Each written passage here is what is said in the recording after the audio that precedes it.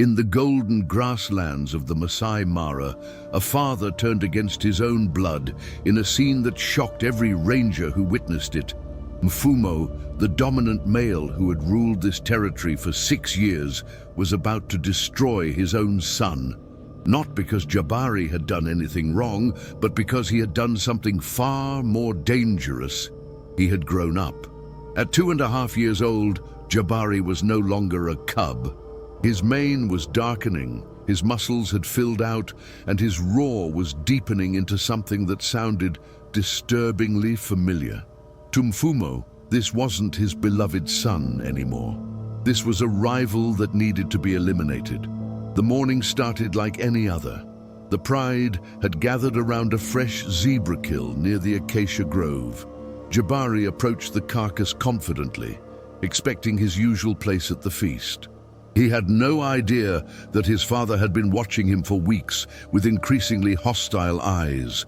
Every time Jabari roared, Mfumo's hatred grew stronger. The attack came without warning. One moment, Jabari was lowering his head toward the kill. The next, he was being thrown sideways by 400 pounds of pure fury. Mfumo's claws raked across his son's flank, drawing blood that stained the dry grass crimson. Jabari scrambled to his feet, confusion flooding his eyes. This wasn't a lesson. This wasn't discipline. This was attempted murder from the lion who had once protected him from everything. If you want to see how this father-son tragedy unfolds, subscribe now and turn on notifications. Trust me, you don't want to miss what happens 2 years later.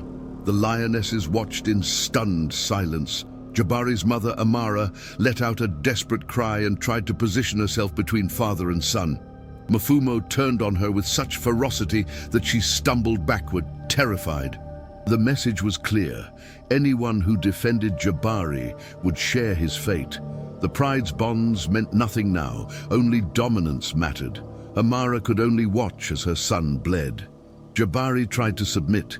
He rolled onto his back, exposing his vulnerable belly in the universal sign of surrender. He whimpered like a cub, trying to remind his father of who he was, of the bond they once shared. Mfumo stood over him, breathing heavily, blood dripping from his claws. For one agonizing moment, it seemed like the old connection might resurface. Then Mfumo lunged for his throat. Jabari twisted away at the last second, feeling his father's teeth graze his neck instead of crushing his windpipe. Pure survival instinct took over. He ran, not with dignity, not with the pride of a young male lion, but with the desperate scramble of prey fleeing a predator. Behind him, Mfumo's thunderous roar shook the entire plains, carrying a single, unmistakable meaning: never come back. The young lion ran until his legs burned and his lungs screamed for air. He ran past the termite mounds marking the edge of his father's territory, past the river crossing where he had learned to swim as a cub, past every landmark of the only home he had ever known. When he finally collapsed in the tall grass 8 kilometers away, he was completely alone for the first time in his entire life. Night fell over the savanna, and Jabari lay shivering in unfamiliar territory. His wounds throbbed, his stomach was empty, and hyenas were already circling in the darkness, smelling his blood. Most exiled young males die within the first month. The odds were completely against him, but something dark was growing inside Jabari now. Something that would take 2 brutal years to fully form. And when it did, his father would learn that some sons don't just survive their exile, they return for revenge. The first week of exile nearly killed Jabari. Without his mother's hunting skills or his father's protection, he was nothing more than a wounded young lion stumbling through territories that belonged to others. Every pride he encountered chased him away with savage ferocity. Every coalition of males saw him as future competition and attacked on sight. The deep gashes from his father's claws had become infected, and fever was starting to cloud his mind. He was learning the brutal truth that every nomadic male discovers: the savanna has no mercy for the weak. Hunger drove him to desperation. Jabari had never made a kill by himself, His mother had always provided, and he had simply eaten what was given. Now, watching a herd of impalas graze in the distance, he realized how utterly unprepared he was for survival. His first hunting attempt was pathetic. He charged too early, ran too slowly, and the impalas scattered like leaves in the wind. He tried again the next day with zebras. Same result. By the end of the second week, Jabari had lost nearly 30 pounds. Scavenging became his only option. Jabari learned to follow vultures circling in the sky, hoping to find scraps left behind by other predators. He ate rotten meat that made him sick. He fought jackals for bones with barely any flesh remaining. One night, he found a half-eaten buffalo carcass and gorged himself until his stomach ached. It was humiliating for a lion of his bloodline, but humiliation was better than starvation. Pride meant nothing when death was the alternative. The rainy season arrived, and with it came new dangers. Rivers swelled overnight, cutting off escape routes. Crocodiles lurked in waters that Jabari was forced to cross. During one desperate crossing, a massive crocodile lunged at him, missing his hind leg by inches. The young lion barely made it to the opposite bank, collapsing in the mud, shaking with terror. He was 8 months into his exile now, and every single day felt like borrowed time. Kondo was another nomadic male, older than Jabari by about a year, with a scar running across his muzzle from a fight he barely survived. Most nomadic males view each other as threats, competitors for the same scarce resources. But Kondo was different. He had been wandering alone for 18 months and understood that solitary males almost never survive long enough to claim a territory. He approached Jabari not with aggression, but with something unexpected, an offer of alliance. The two young males circled each other cautiously for hours before finally lying down side by side.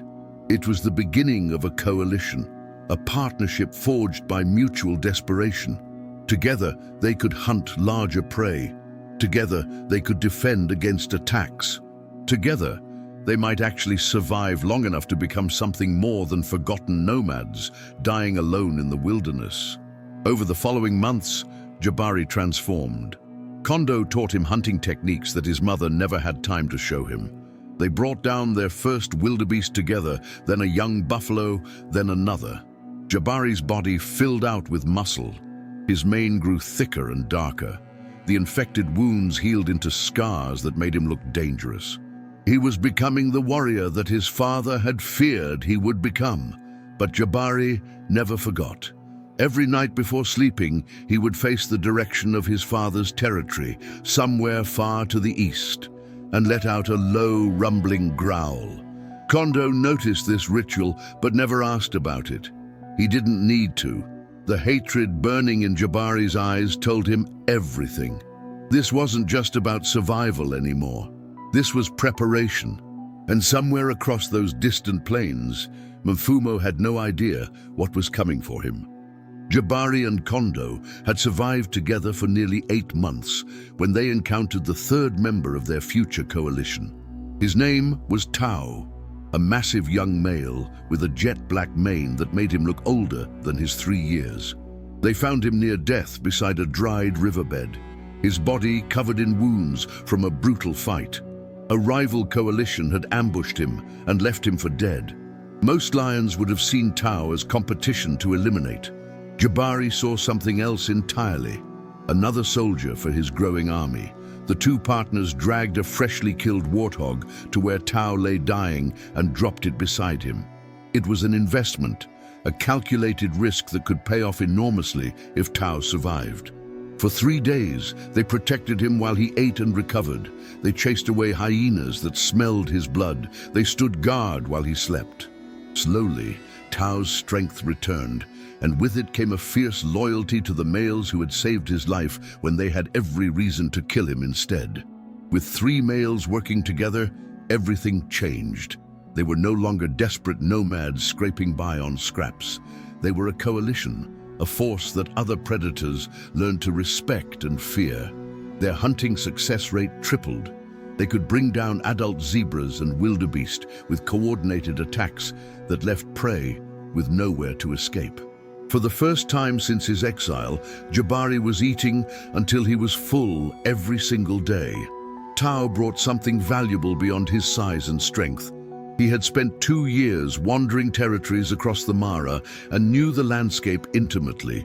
He knew which prides were weak, which dominant males were aging, which territories were ripe for takeover. At night, the 3 males would lie together while Tao shared his knowledge like a general planning a military campaign. Jabari listened to every word, filing away information that would prove crucial later. Then Tao mentioned a name that made Jabari's blood run cold. Mfumo. Tao had passed through his territory 6 months ago and barely escaped with his life.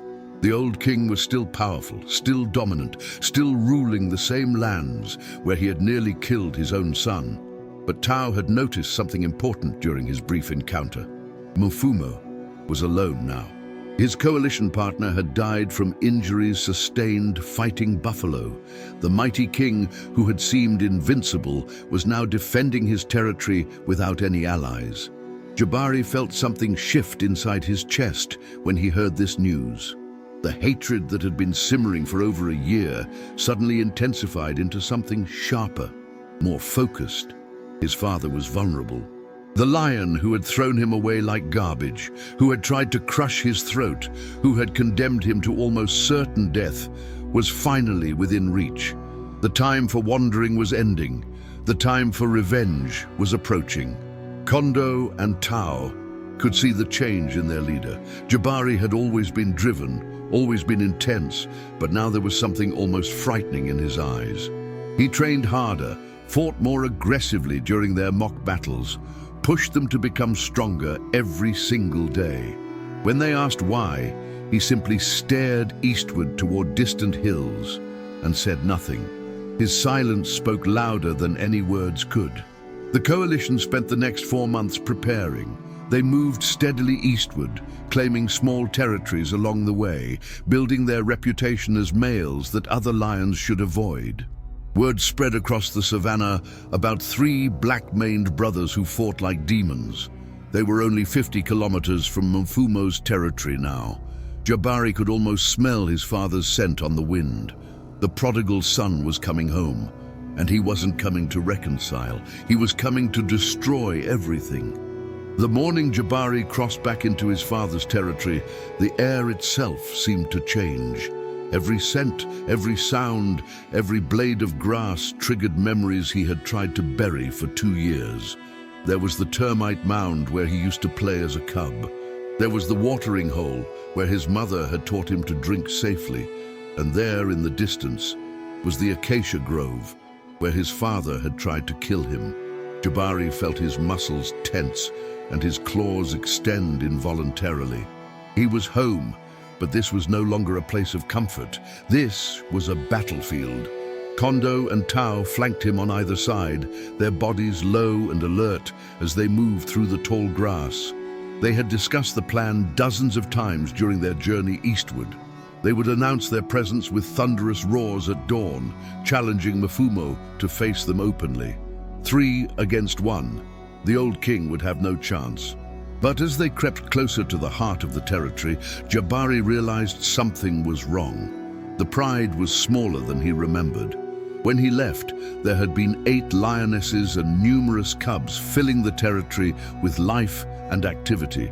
Now he counted only 5 females, and they looked thin and exhausted. No cubs played in the grass. No joyful sounds echoed across the plains. Something terrible had happened here during his absence, something that had broken this once thriving family. Then he saw his mother. Amara was lying alone beneath a fever tree, her ribs visible through her dull coat. She had aged 10 years in the 2 since he had been gone. The lioness who had once been the pride's strongest hunter now looked like she was waiting to die. Jabari felt an unexpected wave of emotion crash through his hatred. She had tried to protect him that day. She had cried out when Mfumo attacked, and she had suffered for it ever since. A familiar roar echoed across the territory, and Jabari's blood turned to ice. Mfumo, had detected intruders. The old king emerged from behind a rocky outcrop, his mane still magnificent but graying at the edges. He moved with the confidence of a lion who had never lost a fight, who had ruled unchallenged for 8 long years. He had no idea that death was watching him from the tall grass. Mfumo began his patrol, marking trees and roaring warnings to whoever dared approach his domain. Jabari watched his father's every movement with predatory focus. The old lion favored his left rear leg slightly, probably an old injury that had never fully healed. His reflexes would be slower now. His stamina would be diminished. The invincible king was showing cracks in his armor. Kondo nudged Jabari with his muzzle, silently asking if they should attack now while Mfumo was alone and exposed. It would be easy. 3 young males in their prime against 1 aging lion. They could end this in minutes. Jabari shook his head slowly. He wanted his father to know exactly who was coming for him. He wanted Mfumo to feel the same terror he had felt that morning 2 years ago. As the sun began to set, painting the savanna in shades of blood red and orange, Jabari rose to his full height. His mane caught the fading light, making him look like a dark god emerging from the shadows. He filled his lungs with air and released a roar that shook the very earth beneath them. It was a sound of pure rage, 2 years of suffering compressed into one devastating declaration of war. Across the territory, Mfumo froze mid-stride. That roar was hauntingly familiar. He turned slowly toward the sound, and for the first time in 8 years, the king of this territory felt something he had almost forgotten existed: fear. His son had returned, and he had not come alone. Mfumo stood frozen as the echo of that roar faded into the evening air. He recognized that voice. It was deeper now, more powerful, but unmistakably the same cub he had driven away 2 years ago. The son he had tried to kill had somehow survived the impossible odds of nomadic life. And from the sound of multiple roars answering in harmony, Jabari had not returned alone. The old king felt his heart pounding against his ribs as he scanned the darkening horizon for movement. The 3 males emerged from the tall grass like shadows taking physical form. Jabari walked in the center, his black mane framing a face that had hardened into something unrecognizable. Gone was the confused young lion who had rolled onto his back, begging for mercy.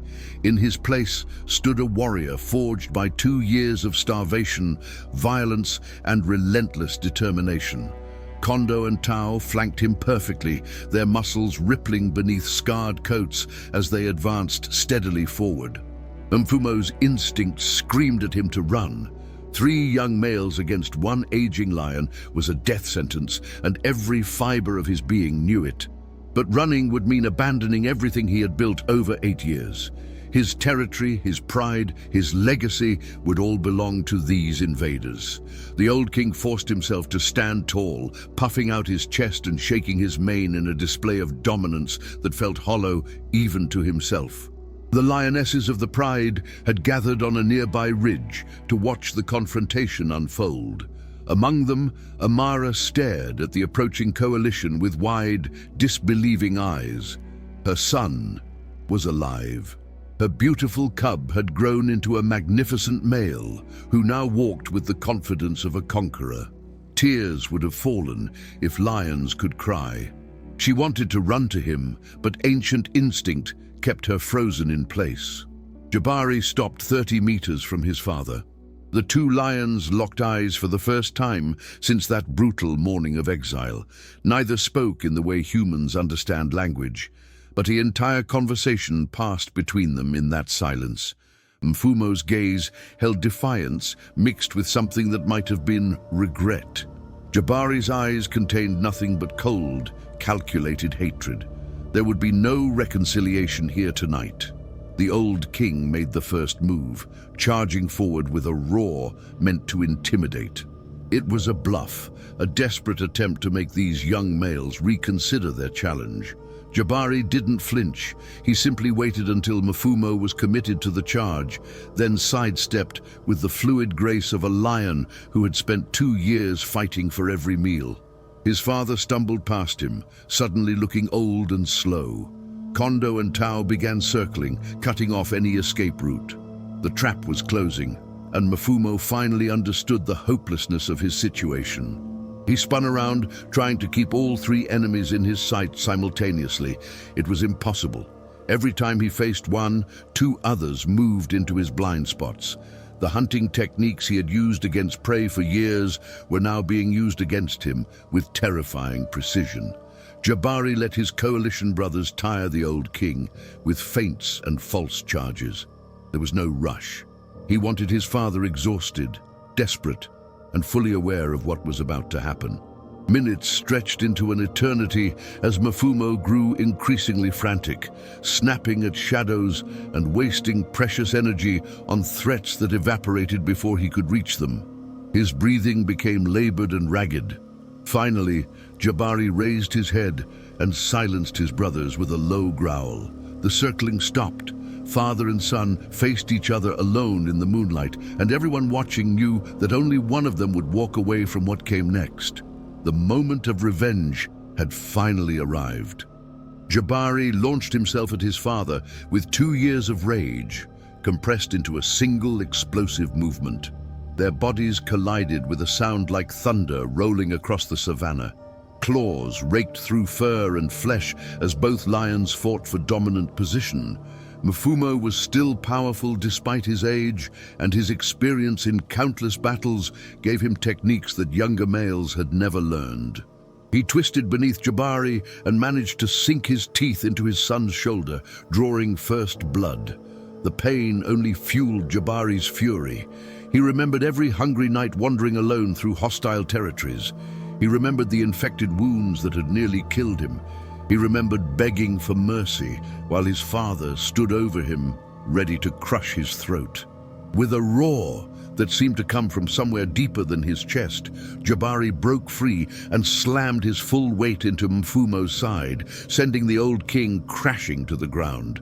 Kondo and Tao watched from the perimeter, ready to intervene if necessary, but understanding that this was Jabari's fight alone. The lionesses on the ridge had gone completely silent. Even the insects and night birds seemed to hold their breath as father and son tore into each other with primal savagery. Blood darkened the grass beneath them, though in the moonlight it was impossible to tell whose. Mfumo fought with the desperation of a lion who knew he was fighting for his life. He caught Jabari across the face with a powerful swipe that opened a gash above his eye. Blood poured into Jabari's vision, half blinding him temporarily. The old king seized this advantage, lunging for his son's throat with jaws that had killed dozens of rivals over the years. For one terrible moment, it seemed like experience might triumph over youth. But Jabari had learned something during his exile that his father never had to discover. He had learned to fight while wounded, while exhausted, while every odd was stacked against him. Survival had been his only teacher, and those lessons had been written in permanent scars across his body. He ducked beneath his father's lunge and drove upward with devastating force, his teeth finding the soft flesh beneath Mfumo's jaw. The old king screamed in agony as Jabari's jaws clamped down and refused to release. They rolled across the bloody ground, Mfumo thrashing wildly trying to break free, while Jabari held on with iron determination. Seconds stretched into eternity. The thrashing grew weaker. The screams faded to gurgling gasps.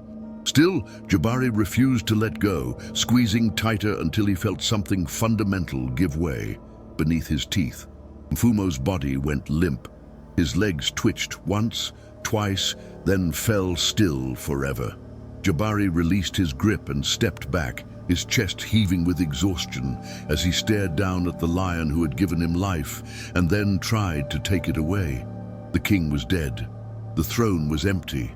And the son who had been cast out as worthless garbage now stood victorious over his father's broken body.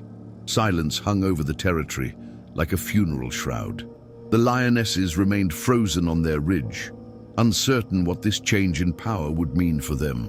Kondo and Tao approached slowly, rubbing their heads against Jabari in congratulation and solidarity. The Shadow Coalition had claimed their first territory, and they had done it by defeating a legend. Jabari raised his blood-soaked muzzle toward the stars and released a roar that carried for kilometers in every direction. It was a declaration that echoed across the entire Mara. The old king is dead, and a new king has risen from the ashes of exile. But claiming a territory was only the beginning. Now Jabari would have to face something far more complicated than battle: the pride his father had left behind. The morning after the battle, Jabari stood over his father's body as vultures circled overhead, waiting for permission to descend. In the wild, there are no funerals or ceremonies. The dead become food for the living, and the cycle continues without sentiment. Jabari watched the scavengers land one by one, feeling nothing but emptiness where he expected satisfaction. Revenge had been his purpose for 2 years. Now that it was complete, he wasn't sure what he was supposed to feel anymore. The lionesses approached cautiously, unsure whether this blood-soaked male would treat them as family or as threats to eliminate. New dominant males often killed existing cubs to bring females back into breeding condition faster. It was brutal mathematics written into lion DNA over millions of years. The 5 remaining females kept their heads low and their bodies submissive, hoping to survive this transition of power without violence. Then, Amara stepped forward from the group. She moved slowly toward her son, her aging body trembling with each step. Jabari watched her approach without moving, his expression unreadable beneath the dried blood coating his mane. Mother and son stood face to face for the first time in 2 years. She had aged terribly. He had transformed completely. Yet something ancient and unbreakable still connected them across the distance. Amara pressed her head against Jabari's chest and held it there. It was the greeting lions reserve for family members they haven't seen in a long time. Jabari stood rigid for several seconds, the walls he had built during his exile resisting this moment of tenderness. Then something cracked inside him. He lowered his massive head and rested it gently on top of his mother's, accepting her touch for the first time since childhood. Kondo and Tao gave the mother and son their space, understanding that some reunions needed privacy even among lions. They busied themselves patrolling the territory's borders, marking trees and rocks with their scent to announce the new ownership. Any rival males who smelled these markers would know that this land now belonged to a coalition of 3 battle-tested warriors. Over the following weeks, Jabari proved to be a different kind of ruler than his father had been. Mfumo had led through intimidation and violence, keeping the pride in constant fear of his explosive temper. Jabari had experienced enough violence during his exile to last several lifetimes. He maintained discipline without cruelty, protected without demanding submission, and shared kills without the savage competition his father had encouraged. The pride began to recover under this new leadership. The lionesses hunted with renewed confidence, knowing that strong males guarded their borders. Amara regained weight and vitality, no longer wasting away under the stress of living with an unpredictable tyrant. Even the territory itself seemed healthier as prey animals returned to grazing lands they had abandoned during Mfumo's increasingly erratic final years of reign. 6 months after the takeover, the first cubs were born. 2 females delivered healthy litters within days of each other, bringing 5 new lives into the pride. Jabari inspected each cub carefully, not with the predatory calculation of a male assessing threats, but with something resembling genuine curiosity. These cubs would never know hunger or exile. They would grow up protected by a coalition that understood exactly how cruel the world could be. Jabari often sat alone on the same rocky outcrop where his father used to survey his kingdom. From there, he could see the entire territory stretching toward the horizon, all of it now his, to protect and defend. The exiled prince had become a king, but ruling would prove far more challenging than conquering. New threats were already gathering beyond the borders, drawn by rumors of a wealthy territory with only 3 males to guard it. 3 years had passed since Jabari claimed his father's territory. The pride had flourished under his leadership, growing to include 9 lionesses and 11 cubs of various ages. The Shadow Coalition had become legendary across the Mara, their reputation keeping most rival males at a safe distance. Jabari had built something his father never could, a kingdom based on strength tempered by wisdom. But the savanna has a way of reminding every king that power is only borrowed, never owned. The first signs of trouble appeared during the dry season, when Jabari noticed unfamiliar scent marks along the eastern border. A new coalition of 4 young males had been spotted moving through neighboring territories, testing defenses and probing for weakness. They were barely 3 years old, full of the same reckless ambition that had driven Jabari himself not so long ago. History was preparing to repeat itself in the cruelest possible way. Kondo was the first to fall. He encountered 2 of the invaders during a solo patrol and fought with incredible bravery. But the mathematics of combat were unforgiving. 2 against 1 meant death, and Kondo's body was found the next morning near the river crossing. Jabari and Tao roared their grief into the empty sky, mourning a brother who had saved Jabari's life during those desperate early days of exile. The coalition was weakened at the worst possible time. The invaders grew bolder after Kondo's death. They pushed deeper into the territory, challenging Jabari and Tao openly rather than retreating when confronted. 4 against 2 were odds that even legendary warriors couldn't overcome forever. Tao sustained serious injuries during a skirmish that left him limping badly. The Pride's defenders were crumbling, and every lioness could sense that change was coming whether they wanted it or not. Amara watched her son prepare for what might be his final battle with heartbreak written across her aging features. She had already lost a mate to violence. Now she might lose her son to the same endless cycle that governed lion society. Jabari spent his last peaceful evening lying beside his mother, their bodies touching just as they had when he was a small cub, without any understanding of how harsh life would become. The final confrontation came at dawn. 4 young males charged into the heart of the territory where Jabari stood waiting, with the injured Tao at his side. The battle was savage and brief. Tao fell first, overwhelmed by 2 attackers, while Jabari fought desperately against the other pair. For 20 brutal minutes, the old king unleashed everything he had learned during a lifetime of violence. He killed 1 invader and maimed another before exhaustion finally betrayed him. Jabari died the same way his father had died, defeated by younger males who wanted what he had built. His body lay in the same grass where he had played as a cub, where he had been exiled as a young male, where he had returned as a conqueror. The territory that had cost so much blood to win now belonged to strangers who would rule until their own sons rose against them someday. But Jabari's legacy survived in ways the new kings would never suspect. Among the cubs he had protected was a young male named Zuberi, barely 18 months old, with a dark mane already beginning to show.